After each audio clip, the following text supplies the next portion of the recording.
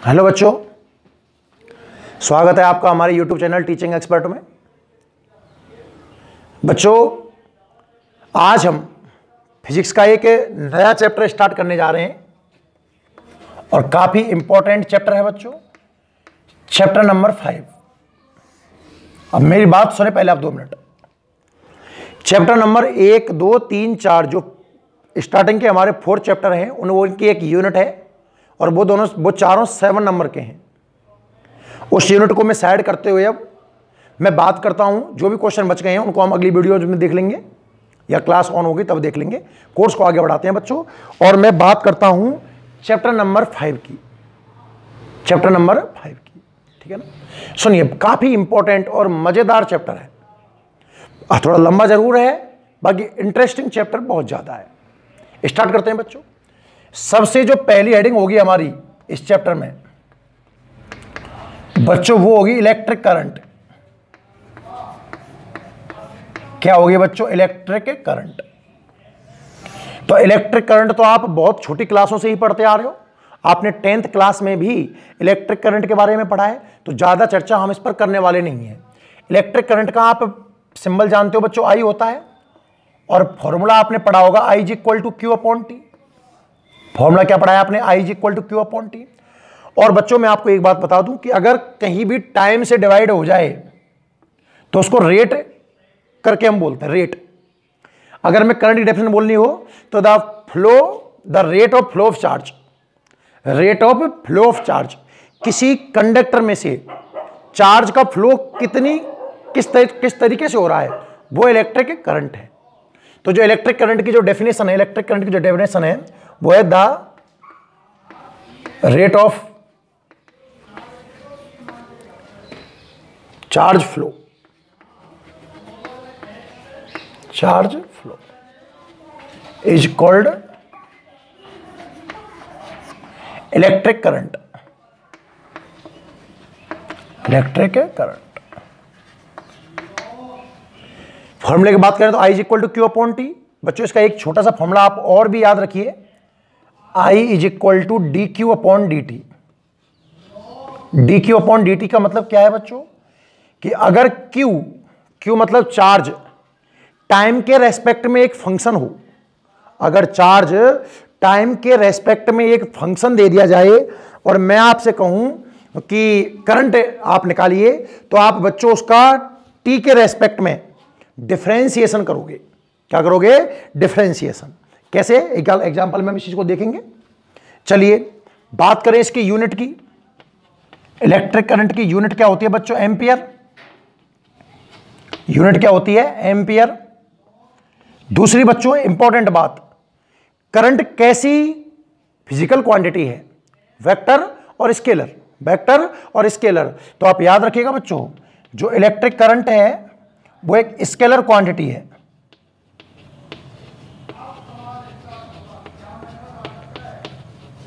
कैसी क्वांटिटी है बच्चों? स्केलर। याद रखिएगा, इलेक्ट्रिक करंट की डेफिनेशन आपको बहुत पहले से आती है, the rate of flow of charge, rate of flow of charge is called electric current. I is equal to DQ upon DT या Q अपॉन T जो भी है, यूनिट एम्पियर। और इसकी जो क्वांटिटी है ये कैसी है? स्केलर क्वांटिटी है। एक इंपॉर्टेंट बात और बताना चाहूंगा मैं आपको यहां पर। आप ऐसे सोचिए बच्चों, यहां दिखाता हूं कि हमारे पास कोई कंडक्टर है। सपोज कि हमारे पास कोई कंडक्टर है, ये वाला, हमने इसे कनेक्ट किया है बैटरी से। कहां कनेक्ट किया है? बैटरी से। तो बच्चों कंडक्टर में करंट क्यों फ्लो होता है? क्योंकि कंडक्टर में free charge means free electrons होते हैं। इसमें बच्चों बहुत सारे फ्री इलेक्ट्रॉन्स हैं। सपोज सब एक लाइन में है, समझ लीजिए, कुछ भी समझ लीजिए आप। तो क्या होगा कि करंट तो आपको पता है कि पॉजिटिव से तो बाहर निकलता है और इलेक्ट्रिक करंट नेगेटिव में एंटर करता है, और इलेक्ट्रॉन का जो फ्लो है अपोजिट टू करंट होता है। करंट ऐसे हुआ तो इलेक्ट्रॉन्स का फ्लो इस तरीके से होगा। बच्चों जैसे ही इस टर्मिनल से एक इलेक्ट्रॉन बाहर निकलेगा, सोचिए, तो ये स्पेस खाली हो जाएगा, ये वाला आगे आ जाएगा, फिर ये वाला और आगे आ जाएगा, फिर ये वाला और आगे आ जाएगा। मेरी बात समझ रहे हो आप? फ्लो हो रहा है ना इलेक्ट्रॉन्स का। तो जैसे ही यहां से इलेक्ट्रॉन बाहर निकला ना बच्चों, इस एंड से इलेक्ट्रॉन प्रवेश करेगा, एंटर करेगा। मेरा कहने का मतलब क्या है कि जब किसी कंडक्टर में, ये कोई कंडक्टर है, जब किसी कंडक्टर में हम इलेक्ट्रिक करंट फ्लो करते हैं, जब किसी कंडक्टर में बच्चों इलेक्ट्रिक करंट फ्लो करते हैं ना, तो होता क्या है कि उस कंडक्टर के एक एंड से, एक टर्मिनल से इलेक्ट्रॉन्स एग्जिट होता है और उसी समय एट ए टाइम जस्ट तुरंत दूसरे एंड से बच्चों, दूसरे एंड से उसमें इलेक्ट्रॉन एंटर करता है। क्या बोला मैंने, दोबारा बोलता हूं कि जब किसी कंडक्टर में करंट फ्लो होता है तो एक एंड से इलेक्ट्रॉन एग्जिट होता है, मतलब बाहर निकलता है, और at a time second terminal से एक इलेक्ट्रॉन उसमें एंटर करता है। तो बच्चों जो कंडक्टर में टोटल नंबर ऑफ इलेक्ट्रॉन है, कंडक्टर में जो टोटल नंबर ऑफ इलेक्ट्रॉन है वो कांस्टेंट रहते हैं। आपको ऐसा लगेगा सर डिक्रीज हो रहे हैं क्या भाई, जैसे सपोज करिए कि इसके अंदर 100 फ्री इलेक्ट्रॉन्स थे, 100, अब करंट फ्लो होगा तो उसमें से इलेक्ट्रॉन्स का फ्लो हुआ। पर बेटा फ्लो में क्या हो रहा है कि एक एंड से जितने एग्जिट होते हैं ना, दूसरे एंड से उतने ही इसमें एंटर कर गए। मान लो एक सेकंड में 150 इलेक्ट्रॉन यहां से बाहर निकले, तो ये थोड़ी इसमें टोटल 50 रह गए, 50 एंटर भी तो कर गए होंगे भैया। तो टोटल नंबर कांस्टेंट रहते हैं, इसीलिए जो कंडक्टर का जो बिहेव है ना वो बच्चों न्यूट्रल रहता है। याद रखिएगा कि जब भी किसी कंडक्टर में करंट फ्लो होता है, अच्छा क्वेश्चन है, जब भी किसी कंडक्टर में करंट फ्लो होता है तो उस कंडक्टर का बिहेवियर, उस कंडक्टर का बिहेवियर कैसा रहता है, न्यूट्रल रहता है। कैसा होता है, न्यूट्रल। एक बार इसको नोट करिए, फिर हम चैप्टर में आगे बढ़ते हैं। ठीक है बच्चों, चलिए अपने पेन कॉपी निकाल दें, मैं रफ्तार में बोलता हूं और आप सब नोट करेंगे। चैप्टर का स्टार्टिंग है आज हमारा, है ना? तो आप सबसे पहले हेडिंग डालिएगा, क्या, इलेक्ट्रिक करंट। सबसे पहले फर्स्ट ऑफ ऑल आप हेडिंग लगाइए बच्चों, इलेक्ट्रिक करंट। चैप्टर नंबर 5 का आज स्टार्टिंग लेक्चर है। कंटिन्यू पूरे लेक्चर देखने हैं, कोई टेंशन हो मुझे बताना। इलेक्ट्रिक करंट, इलेक्ट्रिक करंट में बच्चों लिखे हैं, डेफिनेशन लिखें, the rate of flow of charge, ऐसे लिख देना, the rate of flow of charge, the rate of flow of charge, the rate, कैसे लिख दो, क्या फर्क पड़ता है इन चीजों से, the rate of flow of charge, the rate of flow of charge is called electric current, is called electric current. Rate of flow of charge is called electric current. Formula लिख लीजिए बच्चों, I is equal to Q upon T, एक general formula है, I is equal to Q upon T। और अगला लिखिए बच्चों, I is equal to dQ upon dt। Electric current पढ़ रहे हैं हम, तो definition the rate of flow of charge, the rate of flow of charge is called electric current. Formula आप सिंबल विम्बल यार ये सब जनरल बात है। I is equal to Q upon T and next I is equal to D Q upon D T, ये formula हो गया इसका। यूनिट देखें बच्चों, इट्स यूनिट इज एम्पियर। जो इलेक्ट्रिक करंट की जो यूनिट होती है बच्चों वो होती है एम्पियर, यूनिट एम्पियर। और आगे लिखें, इट्स ए स्केलर क्वांटिटी। जो इलेक्ट्रिक करंट है बच्चों वो कैसी क्वांटिटी है, स्केलर। अब इसका भी एक रीजन है, वैसे आपने स्केलर में ये पढ़ा होगा कि जिसमें डायरेक्शन होती है वो तो वेक्टर होती है, इसमें डायरेक्शन है फिर भी स्केलर क्यों है, बिकॉज ये रूल्स फॉलो नहीं करती है। वेक्टर में कुछ रूल्स होते हैं, 11th क्लास में टॉपिक है, तो आप तो सीधा याद करिए, इलेक्ट्रिक करंट एक स्केलर क्वांटिटी है बच्चों। क्लियर है? एक डैश लगाइए, एरो लगाइए, अच्छा सा क्वेश्चन लिखाता हूं, लिखो लिखो when current flow in conductor, when current flow in conductor, कहने का मतलब जब हम कंडक्टर में करंट फ्लो करते हैं बच्चों, when current flow in conductor, when current flow in conductor,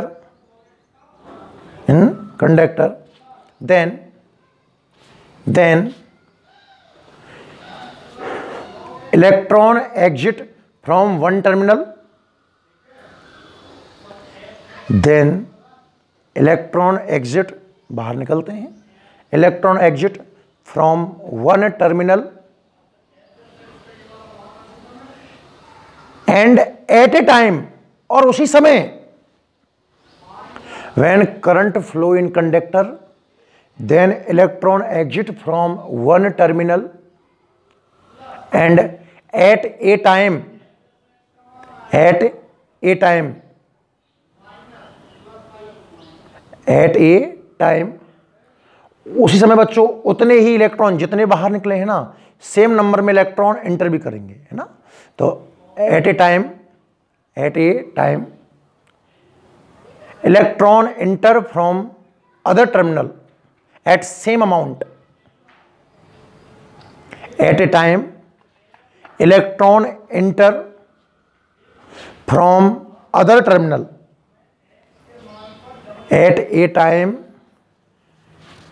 electron enter from other terminal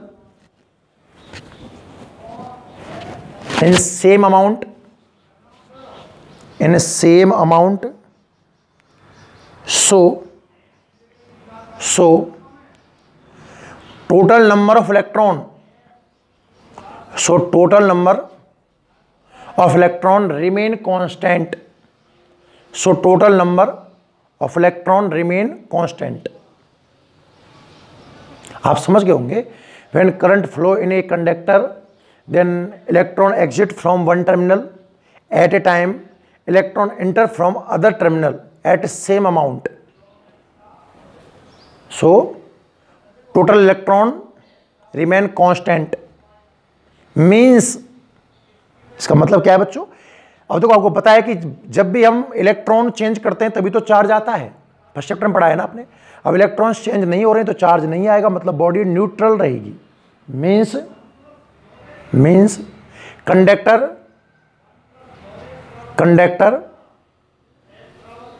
is neutral. जब करंट बह रही है तो कंडक्टर का बिहेव न्यूट्रल है बच्चों ना, conductor is neutral.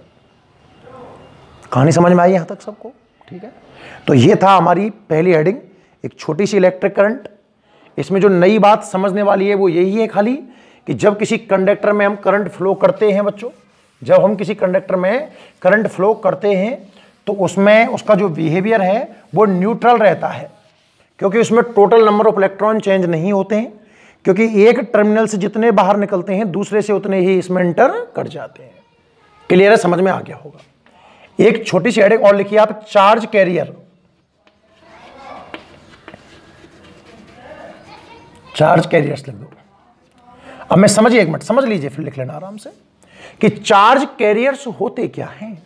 Charge carriers होते क्या हैं बच्चों। चार्ज कैरियर्स वो फैक्टर है जिसकी वजह से करंट फ्लो होता है, जिसकी वजह से करंट फ्लो होता है। अब जैसे मैं बात करूं इंसुलेटर की, इंसुलेटर में चार्ज कैरियर है ही नहीं है, तभी तो करंट नहीं फ्लो हो रहा है। इंसुलेटर में कभी करंट फ्लो नहीं होता है क्योंकि उसमें चार्ज कैरियर नहीं है। बात करें बच्चों हम कंडक्टर की, चार्ज कैरियर में सबसे पहले मैं किसकी बात करता हूं बच्चों, कंडक्टर की। तो कंडक्टर में चार्ज कैरियर है बच्चों फ्री इलेक्ट्रॉन्स। फ्री इलेक्ट्रॉन्स याद रखिएगा अच्छे से। कोई पूछे आपसे कि कंडक्टर में करंट किसकी वजह से फ्लो होता है या कंडक्टर में करंट क्यों फ्लो होता है, तो आपका आंसर क्या होगा बच्चों, due to free electrons, due to free electrons. एक बच्चों सेमीकंडक्टर पढ़ाया आपने, चैप्टर नंबर 16 पूरा 6 नंबर का है, पूरा सेमीकंडक्टर के ऊपर ये बच्चों। इसमें क्या होता है, इसमें बच्चों फ्री इलेक्ट्रॉन्स एंड होल्स। ये होल क्या है, फ्री इलेक्ट्रॉन तो हम जानते हैं सर बच्चों, होल का मतलब है जहां इलेक्ट्रॉन कम पड़ जाए। अगर आपको लगे कि इलेक्ट्रॉन की संख्या कुछ कम हो गई है तो बच्चों वहां पर होल क्रिएट होता है। इसकी डिटेल जानकारी आप चैप्टर नंबर 16 पढ़ोगे तब समझ में आएगा आपको। क्लियर। एक बच्चों सुनो, अब देखो उसमें इंसुलेटर में तो होता ही नहीं, कंडक्टर में फ्री इलेक्ट्रॉन्स, सेमीकंडक्टर में फ्री इलेक्ट्रॉन्स और होल। एक भले आप और याद कर लें, सॉल्यूशन, ये इलेक्ट्रिक सॉल्यूशन होते हैं ना, ऐसे NaCl का एक हम पॉट लें, उसमें मान लो वाटर है और इसमें हम NaCl मिला दें बच्चों, क्या मिला दें? NaCl। तो आपने देखा होगा कि NaCl अंदर जाकर के Na+ और Cl- में आपस में टूट जाएगा। या हम एक पॉट लें जिसमें वाटर भरा हुआ है और बच्चों इसमें मैं आपसे कॉपर सल्फेट डलवा दूं, क्योंकि दोनों मेरे काम के हैं, मैं आगे पढ़ूंगा इसलिए मैं दोनों एग्जांपल ले रहा हूं। तो बच्चों Cu+2 और SO4-2 हो जाएगा, आप जानते हो ना इस तरीके से। तो ये जो सॉल्यूशन है इनमें भी करंट फ्लो होता है, किसकी वजह से? Due to positive and negative ions. Due to positive, free electrons नहीं है बच्चों, फ्री इलेक्ट्रॉन्स नहीं है, ना ही होल है। कंडक्टर में करंट बह रहा है फ्री इलेक्ट्रॉन की वजह से, सेमीकंडक्टर में बहेगा फ्री इलेक्ट्रॉन्स और होल की वजह से। और जो सॉल्यूशन है उसमें बच्चों due to positive and negative ions. चलो नोट करिए, हेडिंग लगाइए charge carrier. First of all आप एक हेडिंग लगाइए बच्चों, बहुत सिंपल हेडिंग है, बिल्कुल बहुत सरल, बहुत इजी, कुछ नहीं है। आप हेडिंग लगाइए चार्ज कैरियर और फटाफट तीनों नाम छाप दीजिए और याद भी कर लेना, उम्मीद है याद हो भी गए होंगे साथ में। चार्ज कैरियर बच्चों कंडक्टर में होता है फ्री इलेक्ट्रॉन्स,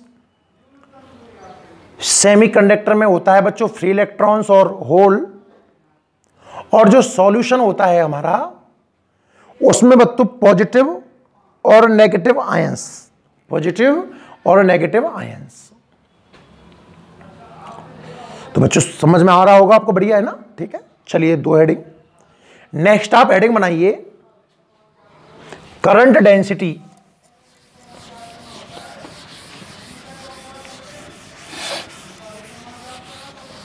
नेक्स्ट जो हेडिंग है बच्चों करंट डेंसिटी, और इसका सिंबल है याद रखिएगा कैपिटल जे। क्या सिंबल है बच्चों? Capital J. बुद्धि लगाएं और बहुत ध्यान से समझने का प्रयास करें। करंट डेंसिटी है क्या? इलेक्ट्रिक करंट तो हमने पहले पढ़ रखा है, करंट डेंसिटी आपके लिए नया नाम है और इस चैप्टर में बहुत आने वाला है बच्चों। इसका पहले फॉर्मूला याद कर लें तो पूरी कहानी याद हो जाएगी। J = I/A, खत्म। क्या बच्चों बोल के दिखाइए, J = I/A। J current density है और I/A तो बोल दो current flow from unit cross sectional area. बुद्धि लगाओ, नहीं समझ में आया मुझे पता है। J = I/A है तो I यानी कि इलेक्ट्रिक करंट और A का मतलब है बच्चों यहां क्रॉस सेक्शनल एरिया। अब ये क्रॉस सेक्शनल एरिया क्या होता है? ये चौक है ना, तो इस चौक की जो मोटाई है, आप अपना पेन देखो, वो पेन कितना मोटा है उसे बोलते हैं क्रॉस सेक्शनल एरिया। क्या बोलते हैं बच्चों?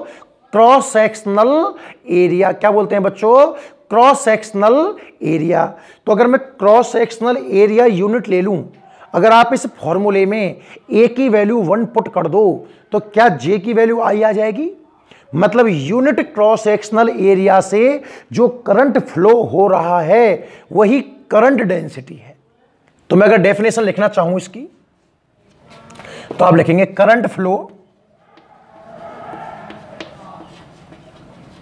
फ्रॉम यूनिट क्रॉस सेक्शनल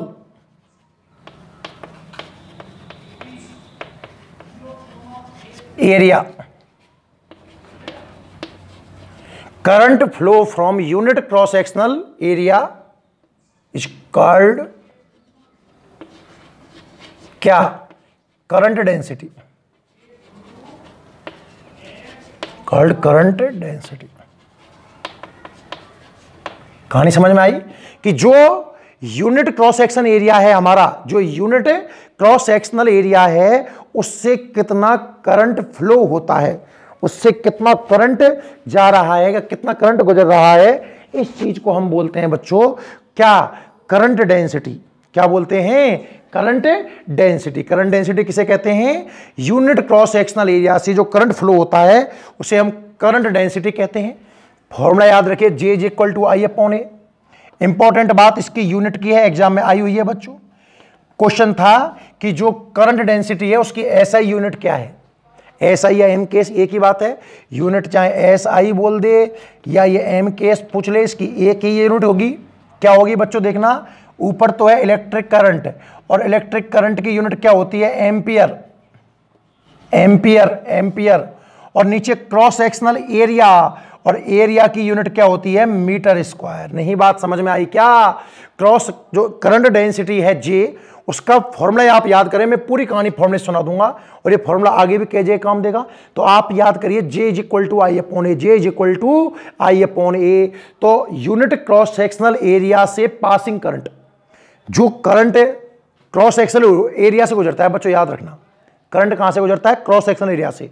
तो यूनिट क्रॉस सेक्शनल एरिया से जो करंट पास हो रहा होगा उसे बोल देंगे हम करंट डेंसिटी।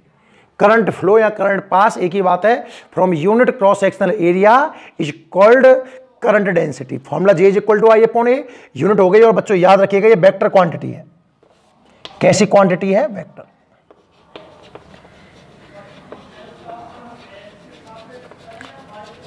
कहानी समझ में आई हो तो जल्दी से नोट कर लीजिए, जल्दी नोट करो। चलो, बहुत इजी इजी छोटी छोटी बातें पढ़ रहे हैं हम।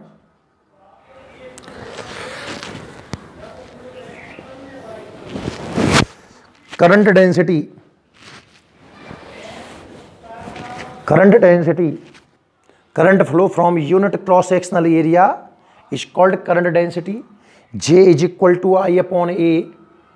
यूनिट बच्चों इसकी ऐसा यूनिट तो हो गई एम्पियर पर मीटर स्क्वायर, और बच्चों ये वेक्टर क्वांटिटी है। ठीक है बच्चों, चलिए आगे देखते हैं। बच्चों एक नोट लगाएं आप इसमें और समझें। नोट क्या कह रहा है कि एक वायर है, यहां से तो पतला है सपोज, और यहां से ऐसा चौड़ा है, दो ये वायर है। कोई वायर में क्या है कि दो जगह क्रॉस सेक्शनल एरिया अलग अलग है। इस पॉइंट को A नाम दिया गया है और इस पॉइंट को B नाम दिया गया है। दो अलग अलग पॉइंट है बच्चों, A और B। आपको एरिया डिफरेंट नजर आ रहा होगा। आप देख पा रहे होंगे कि पॉइंट A पर तो एरिया किसका कम है और पॉइंट B पर एरिया कैसा है? ज्यादा। तो बच्चों ध्यान रखना, करंट एरिया पर डिपेंड नहीं करता। जितना करंट A पर होगा उतना ही करंट B पर आएगा। हालांकि यहां करंट, देखो एक नली है, जैसे सपोज नली है, सपोज यहां से पानी प्रवेश कर रहा है, ठूंठी से यहां से बाहर निकल रहा है, तो जितना पानी इस हिस्से से गुजरेगा उतना ही यहां से गुजरेगा। हाँ, हो सकता है कि यहां पर पानी तेज जाए, यहां पानी स्लो जाए। याद रखिए, अगर एक कंडक्टर अलग अलग क्रॉस सेक्शनल एरियाज का है तो करंट तो सेम होगा पर करंट डेंसिटी डिफरेंट होगी बच्चों। ये एक तो एरिया पर डिपेंड करती है ना, और बच्चों ये एरिया के इनवर्सली प्रोपोर्शनल है। तो जहां एरिया कम है वहां करंट डेंसिटी ज्यादा होगी। कहानी समझ में आई क्या? ये नोट लगा करके एज इट इज लिख लेना। इसमें दो क्वेश्चन है कि अगर एक वायर अलग अलग क्रॉस सेक्शनल एरिया का है तो उसमें करंट तो सेम रहेगा, करंट तो उसमें सेम रहेगा, बट करंट डेंसिटी कैसी होगी बच्चों? अलग अलग। क्लियर है? तो आज की क्लास में अपन ने चैप्टर 5 स्टार्ट किया है। छोटी मोटी बातें की हैं। इलेक्ट्रिक करंट क्या है, चार्ज कैरियर क्या है, कंडक्टर में क्या होगा, सेमी कंडक्टर में क्या होगा, सॉल्यूशन में क्या होगा, और मेन बात की आज मैंने करंट डेंसिटी के बारे में, जो एक नई बात है। बच्चों आने वाले वीडियो आप सारे देखें, पूरे ढंग से देखें, मजा आएगा आपको। बहुत काम भी नहीं यार, थोड़ा सा काम है। जितना पढ़ाया जा रहा है पूरा ढंग से याद कर लेना। ठीक है बच्चों, नोट कर लो। बात करते हैं फिर अगले वीडियो में। ठीक है, धन्यवाद, थैंक यू।